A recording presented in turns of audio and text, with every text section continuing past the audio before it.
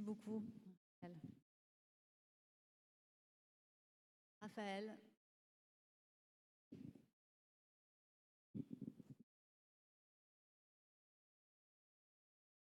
J'ai pas de micro, moi. Ah si, voilà. Bonjour. Je suis très heureux de parler après vous.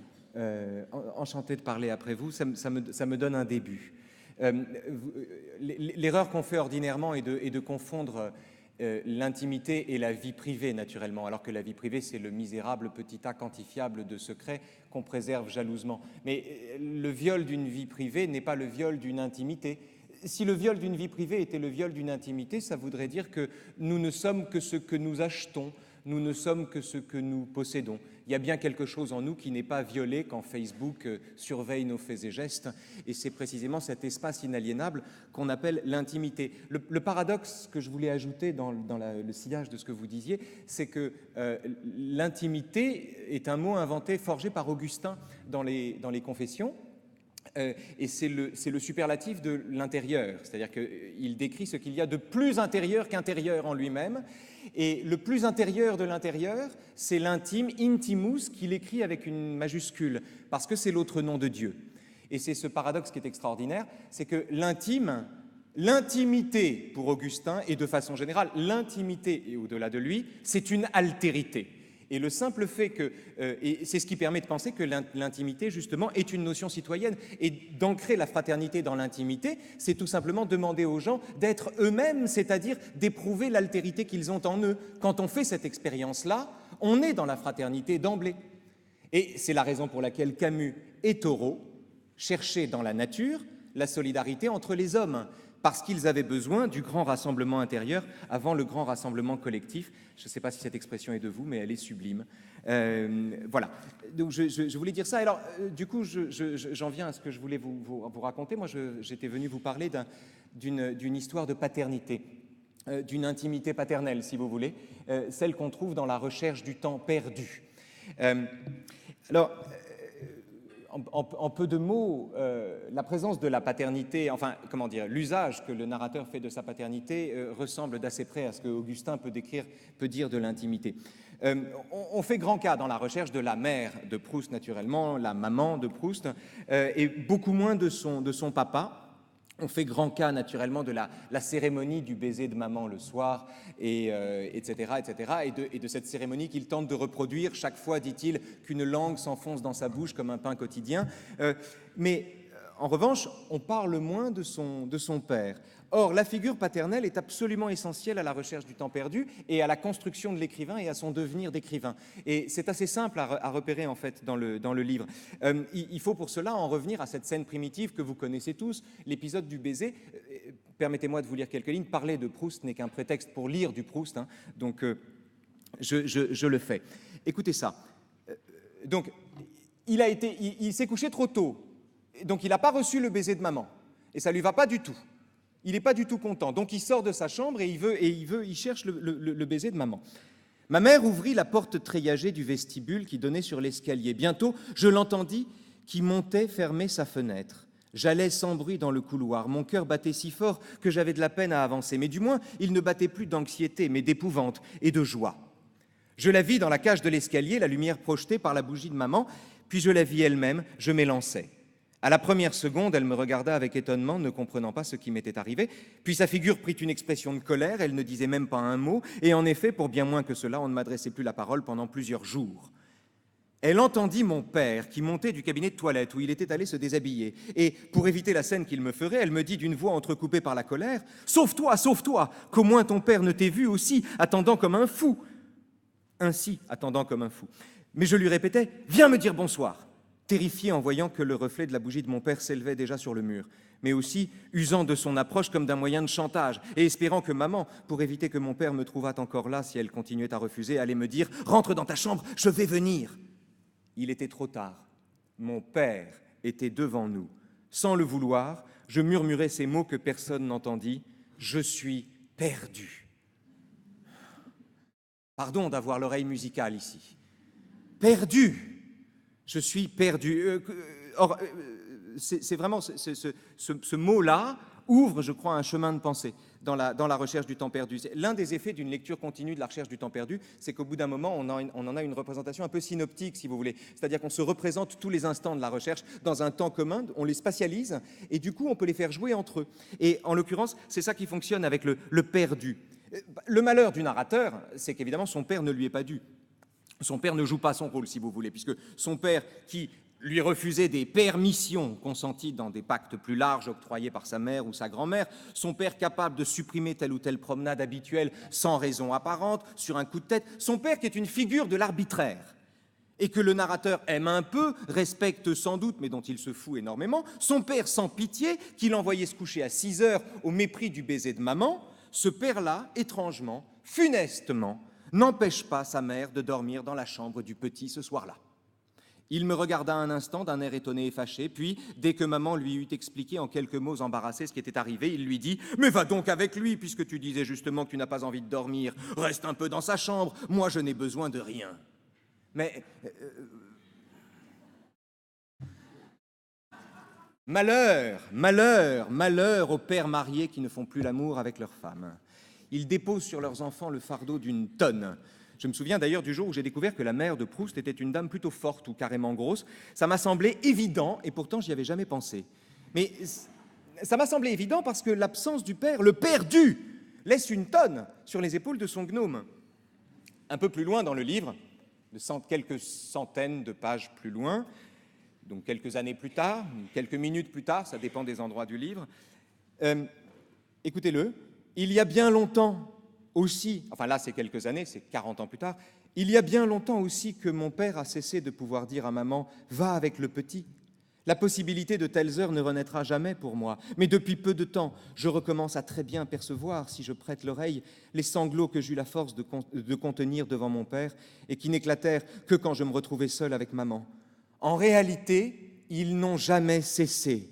Et c'est seulement parce que la vie se tait maintenant davantage autour de moi que je les entends de nouveau, comme ces cloches de couvent que couvrent si bien les bruits de la ville pendant le jour qu'on les croirait arrêtés, mais qui se remettent à sonner dans le silence du soir. Parce que maman passa cette nuit-là dans ma chambre, au moment où je venais de commettre une faute telle que je m'attendais à être obligé de quitter la maison. Mes parents m'avaient accordé plus que je n'eusse jamais obtenu d'eux comme récompense d'une belle action. Il faut savoir que les deux textes que je vous ai lus, le premier où il est perdu et le second où il dit « Les sanglots n'ont jamais cessé », sont deux textes qui, dans le livre, sont séparés par 3000 pages. Le premier est du côté de chez Swann, le second est dans Le Temps retrouvé. Mais il est important biographiquement de savoir aussi qu'il les a écrits en même temps. Puisque l'enjeu de la recherche étant de conduire l'histoire d'un homme qui en vient à sa révélation d'écrivain et qui écrit le livre qu'on vient de finir, si vous voulez. Donc, il avait besoin, pour maintenir ce dispositif, d'écrire le premier et le dernier volume en même temps. Donc, le passage du Temps retrouvé que je vous ai lu est séparé de 3000 pages, mais séparé de 3 heures. Et dans son esprit à lui, il l'a conçu de cette manière-là. Que dit-il du côté de chez Swann, après donc que sa mère est restée, est restée dans sa chambre? Il dit, évidemment, « J'aurais dû être heureux, je ne l'étais pas. Tu m'étonnes. Tu m'étonnes. 1, il n'est pas puni.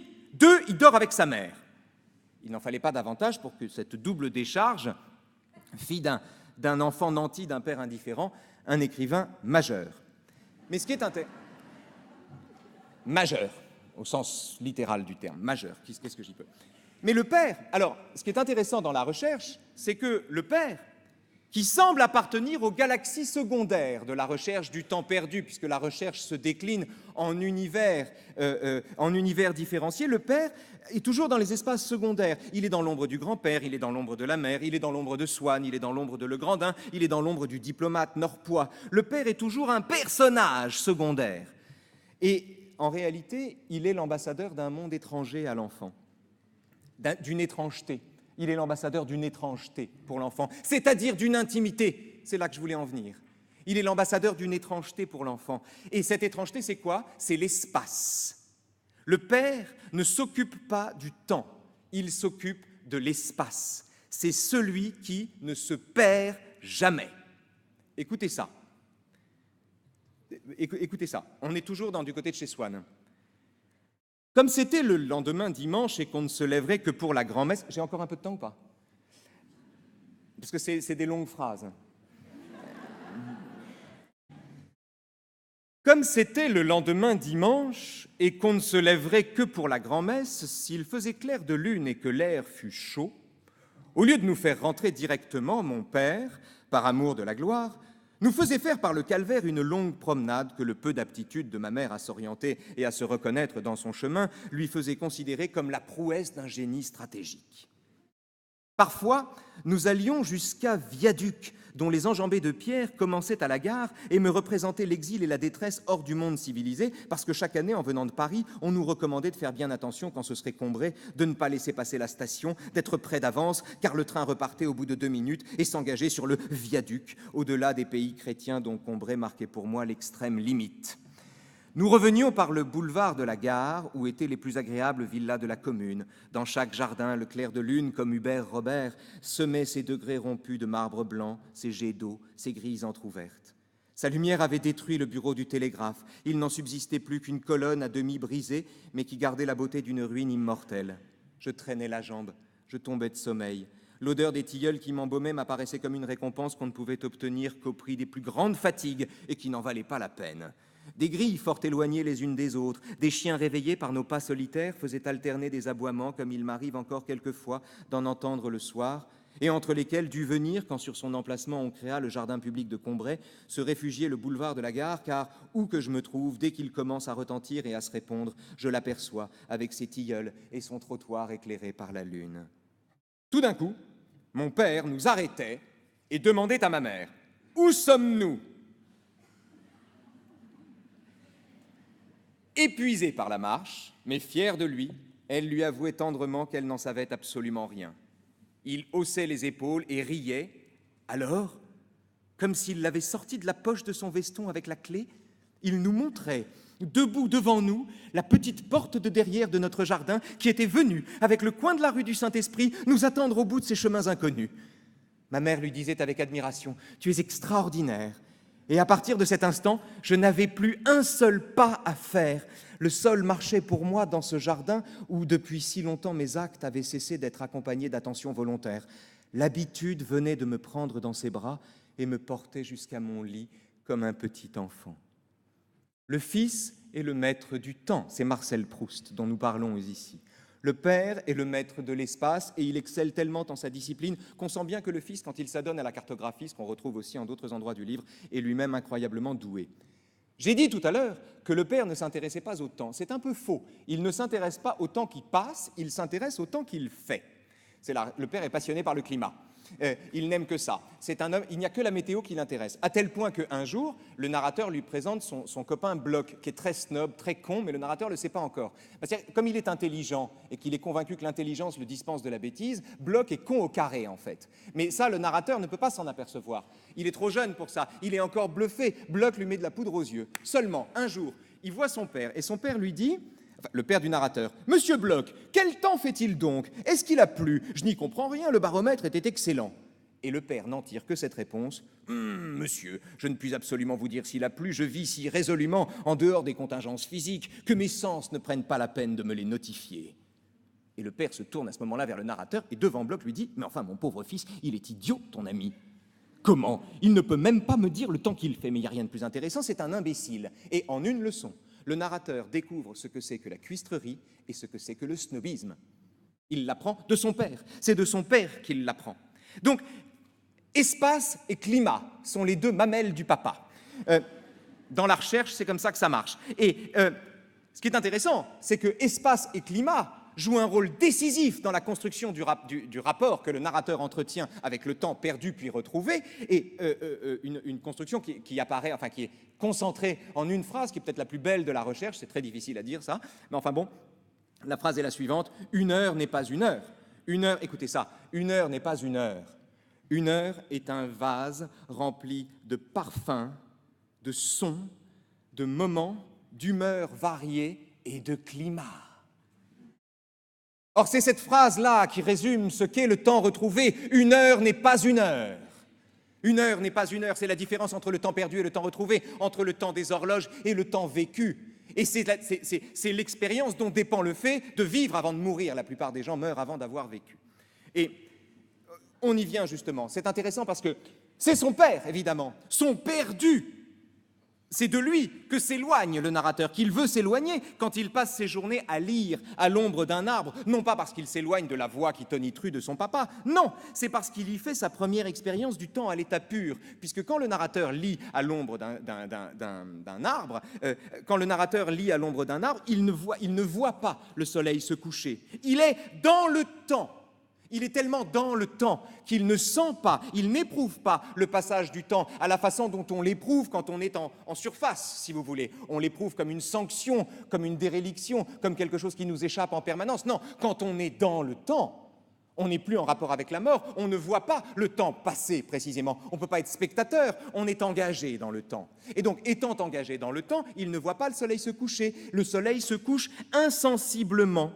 Et c'est-à-dire de façon non plus contiguë à la façon des secondes et de la trotteuse, mais de façon continue à la façon d'une mélodie. C'est la différence entre le temps perdu, le temps des horloges, et le temps retrouvé. Or, que lit-il quand il est dans le temps, c'est-à-dire quand il est au pied de l'arbre et qu'il se laisse aller à sa lecture au point de ne pas voir le soleil se coucher? Que lit-il? Il lit du Bergotte. C'est l'écrivain qu'il adore à l'époque. Et que dit-il de Bergotte? Écoutez ça, c'est bouleversant. Un jour, ayant rencontré dans un livre de Bergotte à propos d'une vieille servante, une plaisanterie que le magnifique et solennel langage de l'écrivain rendait encore plus ironique, mais qui était la même que j'avais si souvent faite à ma grand-mère en parlant de Françoise, une autre fois que je vis qu'il ne jugeait pas indigne de figurer dans un de ces miroirs de la vérité qu'étaient ses ouvrages, une remarque analogue à celle que j'avais eu l'occasion de faire sur notre ami Monsieur Legrandin, il me sembla soudain que mon humble vie et les royaumes du vrai n'étaient pas aussi séparés que j'avais cru, qu'ils coïncidaient même sur certains points, et de confiance et de joie, je pleurais sur les pages de l'écrivain comme dans les bras d'un père retrouvé. L'expérience qu'il décrit est une expérience fondatrice, en particulier quand on enseigne la philo, évidemment c'est l'expérience qu'on recherche. Vous convertissez quelqu'un à la philosophie à la seconde où il trouve dans un dialogue de Platon la question qu'il croyait être seul dans sa vie à se poser le matin même. Ce jour-là, vous les tenez.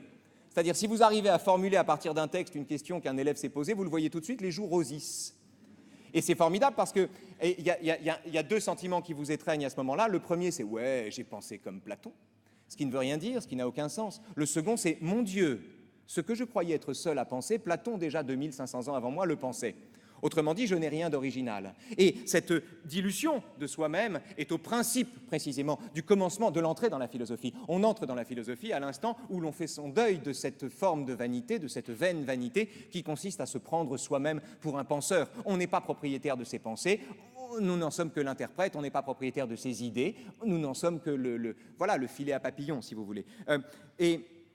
Ce qui est formidable, c'est que cette expérience fondamentale qu'il décrit, qui est celle en vérité d'une conversion à la littérature, c'est-à-dire d'une conversion au réel, c'est-à-dire également d'une conversion à la philosophie, dans le cas de Proust c'est à peu près la même chose, cette expérience fondamentale revient à se trouver un père P-E-R-E, un père P-A-I-R, c'est-à-dire un frère dans le temps, qui a vécu avant lui et qui a su le lui dire. Et en cela, il fait exactement ce qu'on appelle une expérience de l'éternité, c'est-à-dire du temps à l'état pur. C'est le premier moment du temps retrouvé. C'est le début, le commencement du temps retrouvé. Du perdu au père retrouvé se joue, dans la recherche du temps perdu, le passage du temps perdu, du temps des horloges, au temps véritablement vécu, le temps retrouvé, c'est-à-dire la différence entre la vie de tous les jours et la vie de chaque instant. Merci.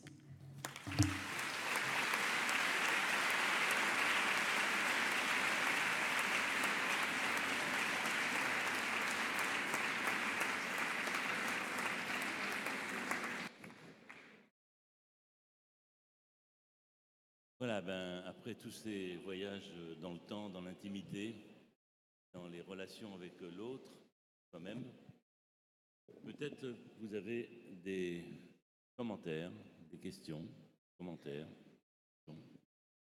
à faire aux uns et aux autres qui ont bien voulu nous confier une part d'eux-mêmes.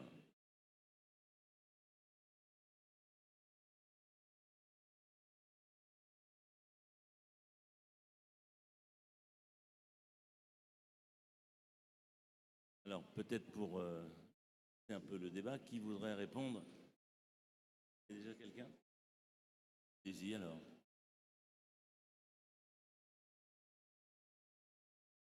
Alors moi j'ai une question. Ce matin, à mon médiateur,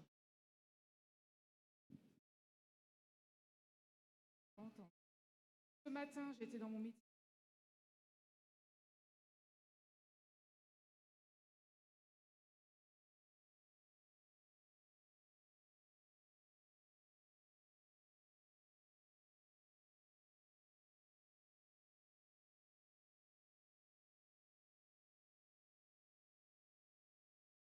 Comment? Parce que voir Espagne, ça lui 25 oser raconter.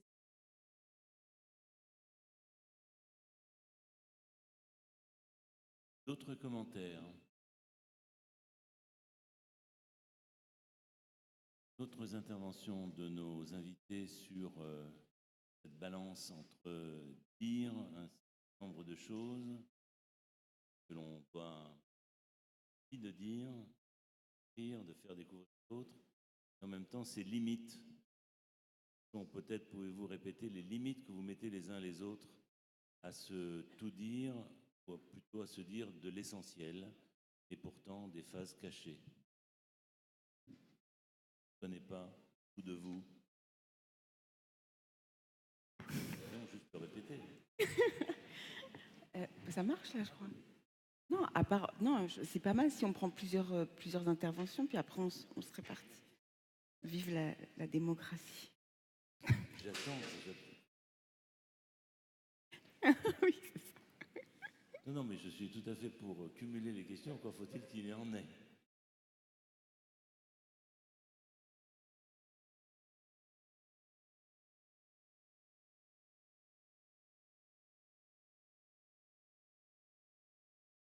Merci. Merci d'abord à chacun de vous pour votre brillante interprétation de l'intimité. Puisqu'on est dans l'intimité, j'aurais une question assez transversale finalement. Qu'est-ce qui pousse un auteur à sortir de l'intimité de son écrit? À la limite, il pourrait écrire ça pour lui et puis en jouir tranquillement de ces belles phrases. Pourquoi exposer cette intimité ou l'intimité de ces personnages au regard d'autrui, finalement? Pourquoi est-ce qu'on écrit, quoi? Pourquoi on n'écrit pas que pour soi?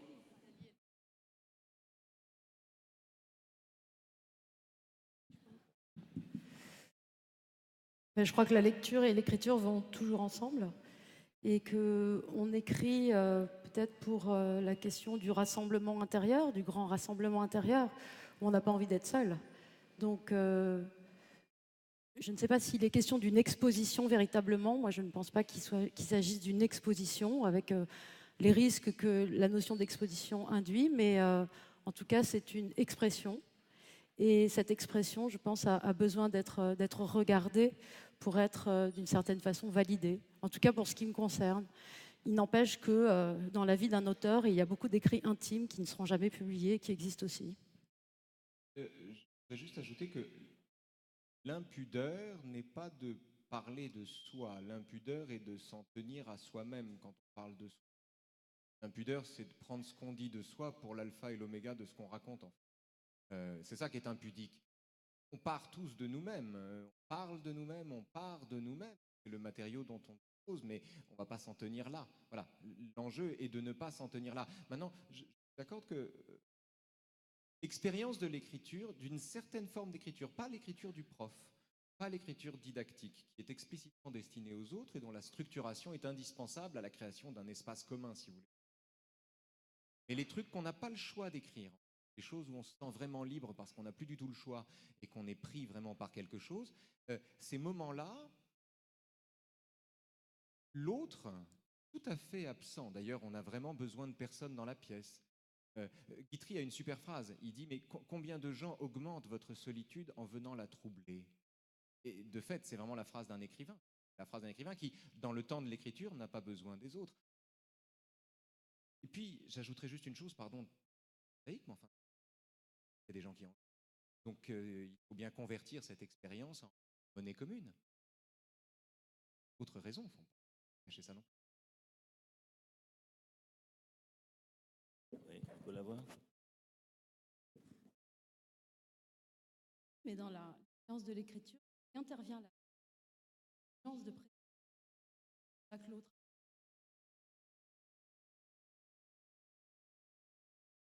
Évidemment qu'il y a cette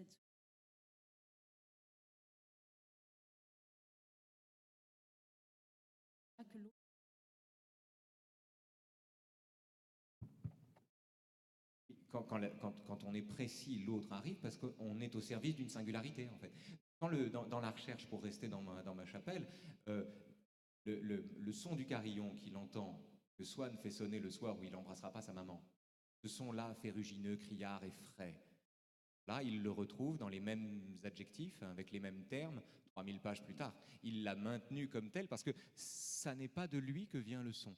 C'est le moment extraordinaire où, alors qu'il s'en tient à ses propres perceptions, il accède à du réel, c'est-à-dire à de l'altérité, à de l'autre que lui-même, tel qu'en l'autre, l'éternité le préserve. Et c'est l'expérience. C'est pour ça qu'il était si attentif au choix des mots. Parce que, précisément, les mots ne sont pas au service de ce qu'il éprouve, mais au service de ce qu'il éprouve lui permet de dire des choses séparément de lui. Et c'est là que le livre est, enfin, je trouve, dépassable, quoi. Oui. Dire un petit peu sur Peut-être vous pouvez vous présenter. Claude Reynard.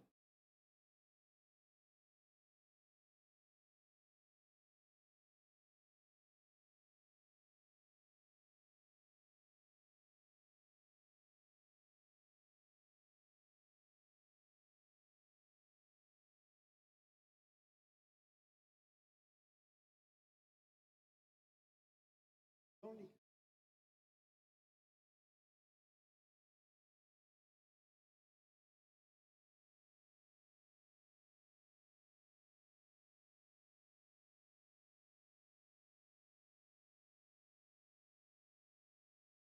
les chapitres.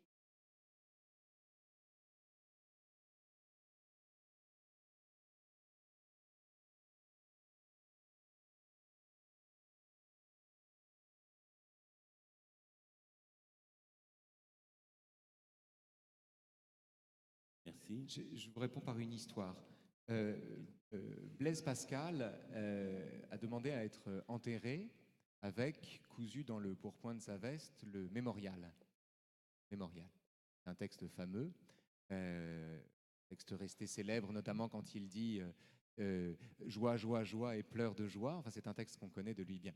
Et ce qui est très étonnant déjà, c'est qu'il veuille être enterré avec quelque chose de lui, puisque c'était le contempteur de toute idée de propriété. C'était vraiment l'idée qu'il ne se sentait propriétaire de rien. Il méprisait autant qu'on peut le faire cette petite bulle de savon qu'on appelle le moi, et qui le séparait du monde et de l'amour véritable qu'on doit à Dieu. Enfin bref, c'est pas le héros de la propriété, si vous voulez. C'est pas le champion de la propriété privée, Pascal.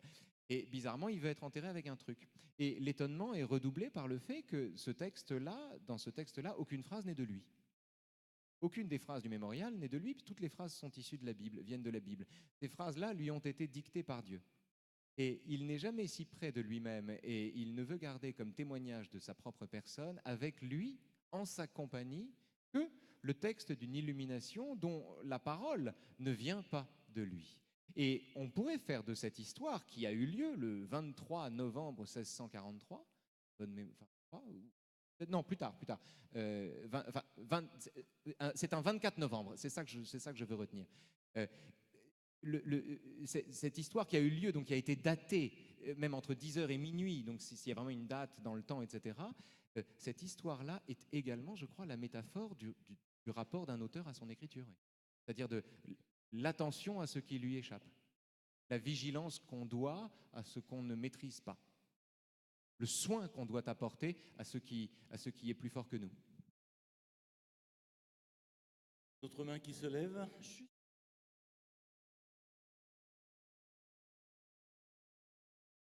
Roman,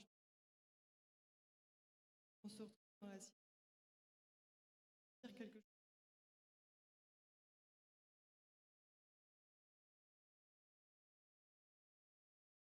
La question sortie propre au passé.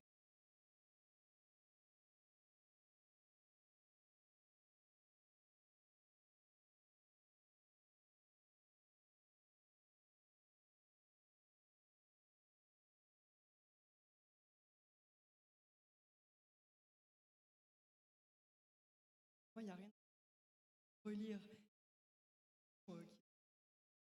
philosophiquement.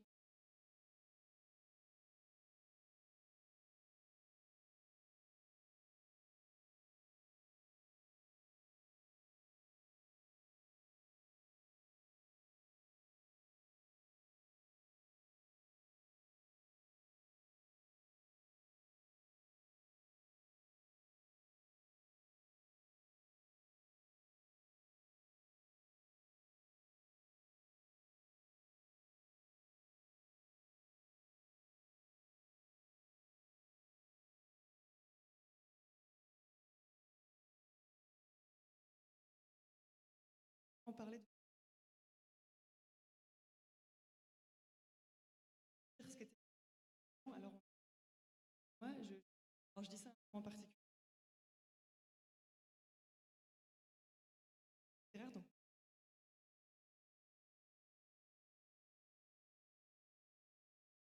les ressentis.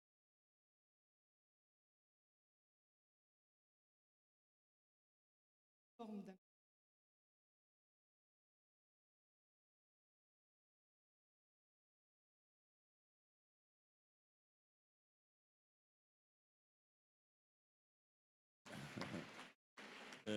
Juste une prolongation, est-ce que vous ne pensez pas que le fait d'aborder les choses roman après roman, c'est-à-dire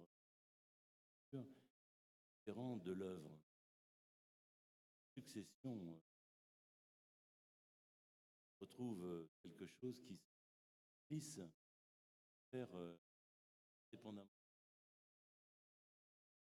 constituer l'œuvre cœur,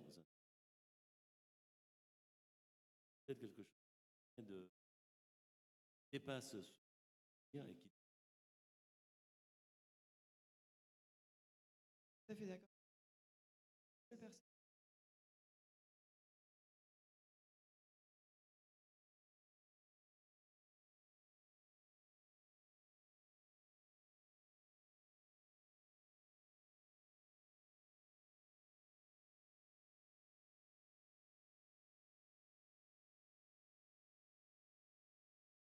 Moi, cette question, je ne joue pas sur les mots.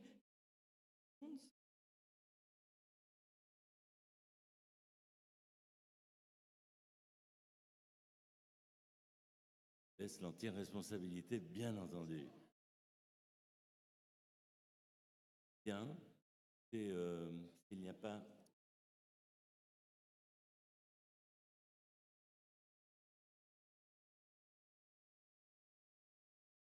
avec la matière dans le jeu, médienne et tout ça. Plus on travaille